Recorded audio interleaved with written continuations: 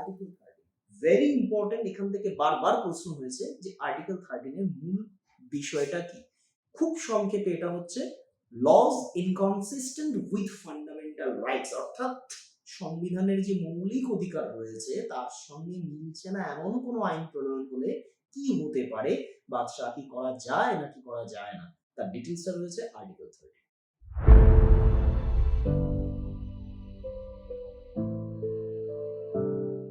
নমস্কার, আমি Amartya Debnath, WBCS executive 2015 batch. WBCS এক্সামিনেশনে ইন্ডিয়ান পলিটি যেখানে আমরা কনস্টিটিউশন অফ ইন্ডিয়া নিয়ে আলোচনা করে থাকি সেটা অত্যন্ত গুরুত্বপূর্ণ। তো সেই কনস্টিটিউশন অফ ইন্ডিয়ার বেশ কিছু অধ্যায় রয়েছে, পার্ট রয়েছে, শিডিউল রয়েছে। তো সেক্ষেত্রে আমরা পার্ট 3 তে আজকে ডাইরেক্ট চলে যাচ্ছি। একটা সিরিজ আকারে যদি আমরা পড়াশোনা করি তাহলে আমরা কনস্টিটিউশন অফ ইন্ডিয়া অত্যন্ত সংক্ষেপে এবং অত্যন্ত বলিষ্ঠভাবে এটা আয়ত্ত করতে পারবো। তবে মেইন যে জায়গাগুলো, যে জায়গা থেকে অত্যন্ত বেশি প্রশ্ন আসে তার মধ্যে একটি অংশ রয়েছে পার্ট 3 ফান্ডামেন্টাল রাইটস, যাকে কিনা ম্যাগনা কার্টাও বলা হয় কনস্টিটিউশন অফ ইন্ডিয়ার। তো এর মধ্যে আমি প্রথমেই রয়েছি, এটা পার্ট 3টা ফান্ডামেন্টাল রাইটস যেখানে রয়েছে আর্টিকেল 12 থেকে আর্টিকেল 35 অবধি। তো আর্টিকেল 12 এ কি রয়েছে, আমি প্রথমেই যাচ্ছি। আর্টিকেল 12 এ রয়েছে ডেফিনেশন অফ স্টেটস। প্রশ্ন এভাবে আসে যে আর্টিকেল 12 এ কি definition of states, it is very common and easy question. কিন্তু যদি বলা হয় which are the included portions in definition of states, তাহলে কি পড়ছে সেটা আমি একটা করে দুটো করে একটু সংক্ষেপে উদাহরণে বলে দিচ্ছি। Government and parliament of India, that is the executive and legislative organ of union government. ঠিক একইভাবে executive and legislative organ of state government. অর্থাৎ আমি এক্সিকিউটিভ লেজিসলেটিভটা যখন জানতে পারছি, একবার ইউনিয়ন বললাম, একবার স্টেট বললাম। দেন কি কি রয়েছে, যে সমস্ত লোকাল বডিজ রয়েছে, municipality, panchayat, district boards, improvement trust etcetera. এর পাশাপাশি এলআইসি, ওএনজিসি, সেইল, এগুলো কিন্তু ডেফিনেশন অফ স্টেটস এর মধ্যে পড়ে যাচ্ছে। তো এই ওয়াইডার সেন্সে ডেফিনেশন অফ স্টেটস কে আমরা এভাবে বলতে পারি। এরপরেই রয়েছে আর্টিকেল 13, ভেরি ইম্পর্টেন্ট। এখান থেকে বারবার প্রশ্ন হয়েছে যে আর্টিকেল 13 এর মূল বিষয়টা কি।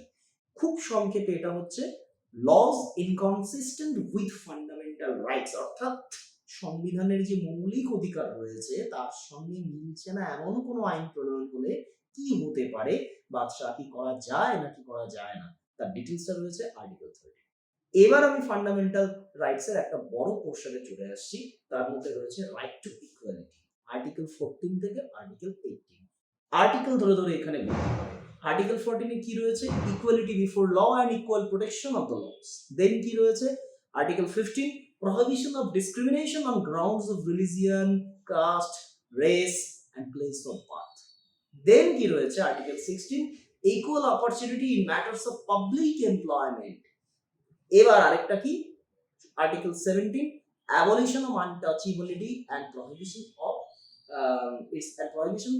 its practice, অর্থাৎ অস্পৃশ্যতা দূরীকরণ, যেটা পরাধীন ভারতে ছিল, স্বাধীন ভারতে কিন্তু সেটা নেই, কারণ হচ্ছে আর্টিকেল 17। তারপর রইল abolition of titles, অর্থাৎ খেতাব অর্জন করা যাবে না except military and academic, article 18। অর্থাৎ মানে যে খেতাবগুলো আগে দেওয়া হতো সেগুলো কিন্তু বন্ধ হয়ে গেছে এই কটা আর্টিকেলের মাধ্যমে। এবার প্রশ্ন হচ্ছে এর পরে যে আর্টিকেলগুলো রয়েছে তারও একটা বড় অংশ পরীক্ষায় আছে। পরীক্ষা এভাবে আসতে পারে যে এই আর্টিকেলে কি বলা, ওই আর্টিকেলে কি বলা, আচ্ছা এই আর্টিকেলে কোন জিনিসটা বলা নেই, এরকম করেও কিন্তু প্রশ্ন আসতে পারে। তখন আমি 14, 15, 16, 17, 18 যদি একটু পড়ে নিই তাহলেই আমার ডিটেলসটা চলে আসবে। এবার রাইট টু ফ্রিডম যেটা রয়েছে আর্টিকেল 19 থেকে 22।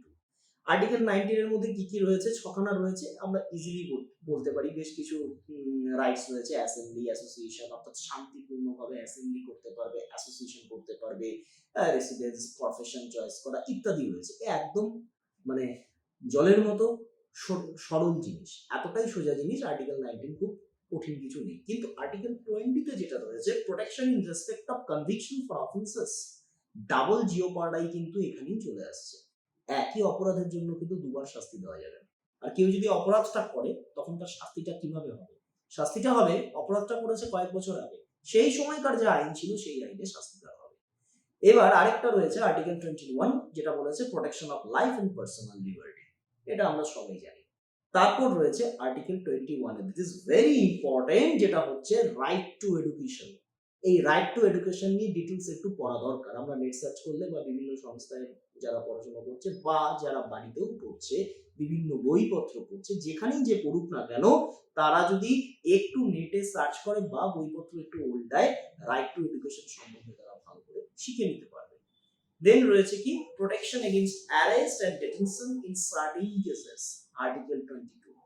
অর্থাৎ বেশ কিছু জায়গা রয়েছে, চট করে কাউকে যদি অ্যারেস্ট করা হয় 24 ঘন্টার মধ্যে তাকে নিকটবর্তী ম্যাজিস্ট্রেটের কাছে নিয়ে যেতে হবে। তবে বেশ কিছু জায়গায় তার মানে অভিন্নতা রয়েছে, আর উপর বিভিন্নতাও রয়েছে, তার ব্যতিক্রম রয়েছে। কিরকম?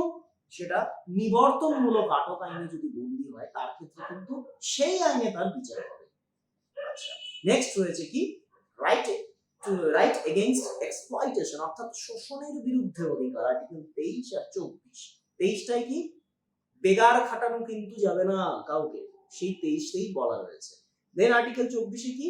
শিশুদেরকে ফ্যাক্টরি চিলড্রেন এবং বিপজ্জনক ফ্যাক্টরিতে শিশুদেরকে যে কাজে যদি নিয়োগ করে 14 বছরের কম শিশুদের, সেটা কিন্তু কখনো করা যাবে না। বেশ কিছু তার সীমা রয়েছে, অর্থাৎ শিশুদেরকে কোনো এক্সপ্লয়টেশন বা এমন কোনো কাজে করা যাবে না, যে তাদের নিযুক্ত করা যাবে না যে তাদের শৈশবটা নষ্ট হোক। এবার রাইট টু ফ্রিডম 25 থেকে 28 ধারা ধরে ধরে পরীক্ষায় আসে, হয়তো বলে দিল 27 ধারায় কি রয়েছে, 25 ধারায় কি রয়েছে। 25 ধারায় কি রয়েছে? যে কোনো ধর্ম যে কোনো কেউ চয়েস করতে পারবে এবং সেই অনুযায়ী ধর্মের প্রচার সে তার মতো করে করতে পারবে, আইন শৃঙ্খলা এবং অন্যান্য আইন কানুন বজায় রেখে। নেক্সট কি?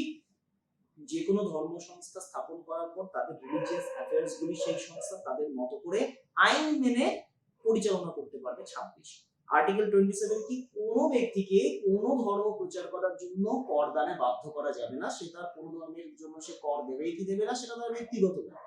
সরকার আইন প্রণয়ন করে অমুক ধর্মের জন্য কর দাও, অমুক ধর্মের জন্য কর দিও না, এমনটি করে কিন্তু বলবে না। এবার আর্টিকেল 28 কি রয়েছে? ধর্মীয় সভায় কেউ যদি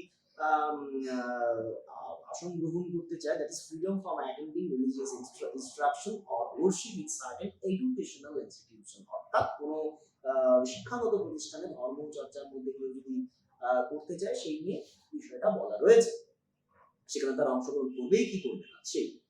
এবার কালচারাল এন্ড এডুকেশনাল রাইটস যেটা রয়েছে, শিক্ষা এবং সংস্কৃতির অধিকার 29 থেকে 30 ধারা। 29 কি বলা হয়েছে? Protection of language, speech and culture of minorities.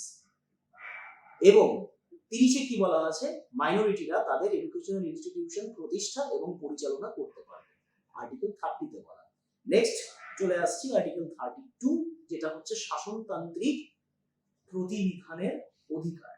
শাসনতান্ত্রিক প্রতিবিধান, এখানে কিন্তু সুপ্রিম কোর্ট যে 5টা লেখো বা রিট জারি করতে পারে, সেই রিট গুলো বলা হচ্ছে habeas corpus, mandamus, prohibition, certiorari and quo warranto. এই 5টা রয়েছে, ডিটেইলসে আমরা আরো পরবর্তীতে পড়াশোনা করতে হবে। এবার fundamental rights available to citizens not to the foreigners, বিদেশিদের জন্য নয়, শুধু দেশের নাগরিকের জন্য কিছু রয়েছে। আবার এমন কিছু ফান্ডামেন্টাল রাইটস রয়েছে যেটা সিটিজেন এবং বিদেশি, মানে দেশের লোকেরা এবং বিদেশিরা সবার জন্যই অ্যাপ্লিকেবল, ইফ শত্রুভাবাপন্ন বিদেশি ক্ষেত্রে। বোথ যেখানে অ্যাপ্লিকেবল সেটা কি? Article 14, article 20 and article 21। 14, তারপরে 20, তারপরে 21, এই তিনটে যদি আমরা মনে রাখি, 20 আর 21 খুব তাড়াতাড়ি মনে থাকবে, পরপর দুটো। আর তার আগে রয়েছে প্রথমটাই 14 থেকে যদি আমি শুরু করি, মানে প্রথম বলতে 12-13 পর থেকে যদি আমি রাইট টু ইকুয়ালিটি থেকে শুরু করি, আর্টিকেল 14, আর্টিকেল 20 এবং আর্টিকেল 21, এগুলো রয়েছে আমার হচ্ছে স্বদেশী বিদেশি সবার জন্য। এবার এমন রয়েছে যেগুলো শুধুমাত্র সিটিজেন্স অর্থাৎ নাগরিকদের জন্য, কিন্তু বিদেশিদের জন্য নয়, সেগুলো হচ্ছে আর্টিকেল 15, আর্টিকেল 16 এবং আর্টিকেল 19। 16টা অবশ্যই, কারণ ওই চাকরিতে সংরক্ষণ কি পাবে কি পাবে না এবং সবাই ইকুয়াল অপরচুনিটি পাবে পাবলিক এমপ্লয়মেন্টের ক্ষেত্রে, অবশ্যই 16 নাগরিকদের জন্যই প্রযোজ্য হবে। সেটা একটা সংক্ষিপ্ত ধারণা থেকেই আমরা কিন্তু বলতে পারি। 15, 16 এবং 19, এই তিনটে ধারার কথা বলা হলো। এছাড়াও আরো কয়েকটা ধারা রয়েছে যেগুলো বোথ সিটিজেন এন্ড ফরেনার্স এর জন্য অ্যাপ্লিকেবল, আর সেগুলোর মধ্যে আমি একটু বলেছি article 21A, article 22, article 23, article 24। একটা সিম্পল বিষয়, আর্টিকেল 23, 24 ফরেনার্স এর জন্য, সিটিজেন্স এর জন্য অবশ্যই অ্যাপ্লিকেবল হবে, কারণ সেখানে বলা আছে বেকার খাটানো কাউকে যাবে না, বাচ্চাদেরকে নিযুক্ত করা যাবে না কোনো রকম হ্যাজার্ডাস ফ্যাক্টরি বা এইসব কাজে। তো স্বদেশী হোক মানে ইন্ডিয়ান হোক বা ফরেনার্স হোক, সবার ক্ষেত্রেই তাই চলবে।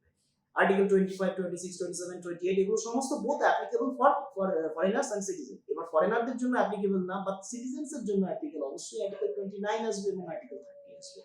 একটু কমন সেন্স ইউজ করলে আমরা কিন্তু বুঝে যেতে পারবো কোনটা এর মধ্যে রয়েছে কোনটা নয়। এনিওয়ে, এবার একটু অন্য জায়গায় আমরা চলে যাচ্ছি। Exception to equality. The rule of equality before law is not absolute. এটা কি অ্যাবসলিউট এইভাবে প্রশ্ন আসে?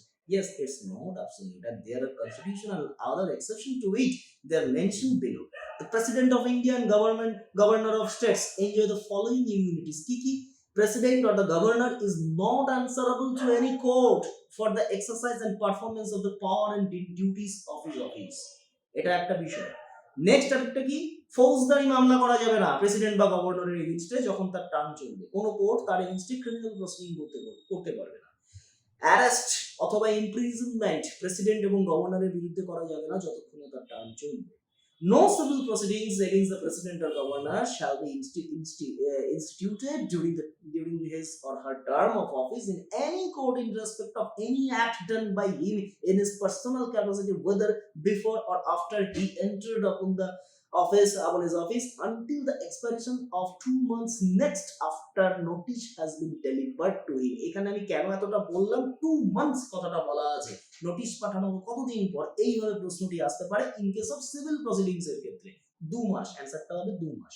Next, no person shall be liable to any civil or criminal proceedings in any court in respect of the publication in a newspaper or by radio or television or telecasted of a substantially true report of any proceedings of either house of parliament or either house of legislature of a state. Article 361 এর A, এটা একবার পড়ে পড়লেই হয়ে যাবে। No member of parliament, যাদেরকে আমরা MP বলে থাকি, shall be liable to any proceeding in any court in respect of anything said or any vote given by him in parliament or any committee thereof. Article 105, অর্থাৎ safeguard to MPs, এটাও রয়েছে, এটাও আমরা পড়লাম। Similarly safeguard to 194, safeguard to MLAs যেটা রয়েছে সেখানে 194 এ বলা রয়েছে। এখানে আরেকটা বলা আছে যে the UNO and it's agencies enjoy the diplomatic immunity. এখানে কিন্তু এই জিনিসটাও বলা রয়েছে, যেটা কিন্তু আমরা একটু আগেই বললাম, exception to equality, that's why it's not absolute. Anyway,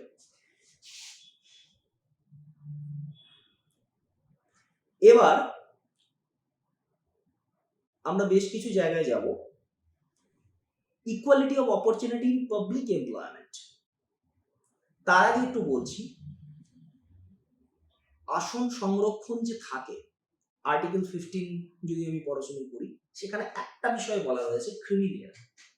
কি, the children of the following different categories of people belong the criminal of the OBCs and thus will not get the quota benefit. কি ধরনের লোকেরা OBC কোটা হওয়া সত্ত্বেও কিন্তু কোনো creamy layer হয়ে যাবে, অর্থাৎ তারা কোনো রিজার্ভেশনের জায়গাটি পাবেন না। ফার্স্ট একটা বলি, সেই সমস্ত ব্যক্তি যাদের ছেলেমেয়েরা পাবে না। কারা? যারা প্রেসিডেন্ট, ভাইস প্রেসিডেন্ট, জাজেস of supreme court or high court, chairman and members of UPSC and SP, state public commission etcetera রয়েছে, তাদের ছেলেমেয়েরা। এছাড়াও আরো কিছু কিছু এর মধ্যে ক্রাইটেরিয়া রয়েছে, প্রায় 8 থেকে 9টা ক্রাইটেরিয়া রয়েছে। এখন পর্যন্ত ক্রিমিলিয়ারের স্ল্যাব রয়েছে, অ্যানুয়াল ইনকাম 8 লাখ পর্যন্ত রয়েছে। চাকরিজীবীর ক্ষেত্রে সেটা গ্রুপে দেখা হয়, গ্রুপে সার্ভিস যদি করে তাদের তার ছেলেমেয়েরা পাবে না। অর্থাৎ এই যে রিজার্ভেশন রয়েছে, সেই রিজার্ভেশনের কিন্তু একটু এক্সেপশনও এই জায়গায় আমরা পেয়ে যাচ্ছি। এনিওয়ে, এখানে একটু পড়তে হবে, ওবিসি নিয়ে পড়তে গেলে মন্ডল কমিশনের রিপোর্ট কবে এটা হয়েছিল। 1979 মোরারজি দেশাই গভর্নমেন্ট ছিল, তখন ব্যাকওয়ার্ড ক্লাস কমিশন হয়ে যায়। সেই কমিশনের যে চেয়ারম্যান ছিলেন তিনি ছিলেন বিপি মন্ডল। তিনি কি কি কাজ করেছেন, 1980 সালে সেটা কিভাবে আসলো, সেখানে কতজন কমিউনিটিকে ওবিসি ক্যাটাগরির মধ্যে অন্তর্ভুক্ত করার প্রপোজাল দেওয়া হলো, পরবর্তীতে কিভাবে এই নিয়ে একটা রেনোভেশন হয়েছে, সেটা আমরা এখানে পড়লেই কিন্তু বলতে পারি।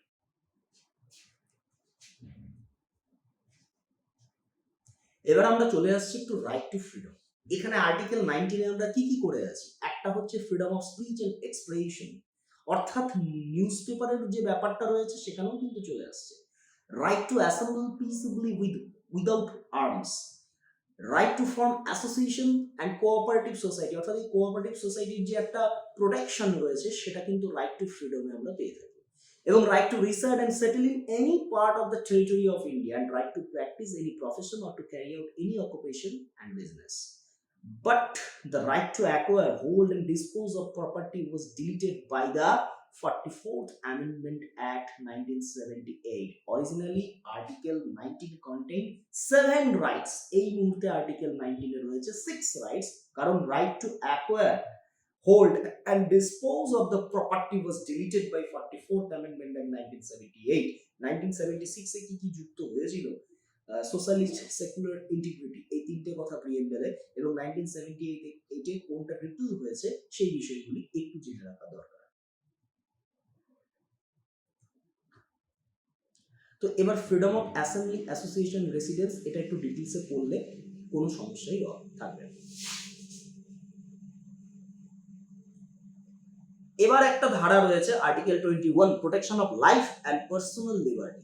এর মধ্যে আমাদের কি কি রয়েছে? Right two live with human dignity, right two privacy, right two shelter, right to health, right two free education up to 14 years of age, and right to free legal aid, right against solitary confinement, right to speedy trial, right against handcuffing, right to travel abroad, অবশ্যই visa এক্ষেত্রে দরকার, and passport দরকার। Right against bonded labour, bonded labour abolition act 1976 এক্ষেত্রে কিন্তু অত্যন্ত জরুরি। Right two information, যেটা কিন্তু আর্টিকেল 21 রয়েছে। আর্টিকেল 21 রাইট টু ইনফরমেশন, প্রশ্ন এভাবে আসতে পারে রাইট টু ইনফরমেশন কত ধারায়? Article 21। And right to education article 21A। Right against perpetrators, right to social security and protection of the family, right to sleep একটা নতুন যুক্ত হয়েছে, right to electricity, right to freedom from noise pollution. এই জায়গাগুলো আমাদের কিন্তু পড়তে হবে।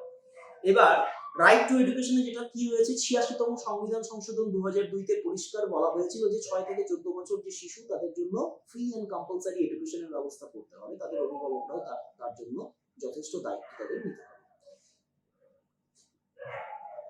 মোটামুটি এই আমাদের ফান্ডামেন্টাল রাইটস 23, 24, 25 থেকে 28, 29 আমি আগেই বলেছি, সেটা একটু ডিটেইলসে এখন পড়ে নেওয়া সম্ভব। নেক্সট টপিক গুলো যখন শুরু করব, ফান্ডামেন্টাল রাইটস থেকে কিছু মেমোরাইজ আমরা করব, দেন তারপর আমরা অন্য টপিকে যাব। আজ এতটুকু নিয়ে আমি আলোচনা করলাম। নেক্সট দিন আমি এগুলোকে আরো ডেসক্রিপশনের মাধ্যমে আরেকটু ইনডেপথ আলোচনার মাধ্যমে যাব। তবে মোটামুটি যে জায়গা থেকে প্রশ্ন আসে সেগুলো কিন্তু আমরা আলোচনা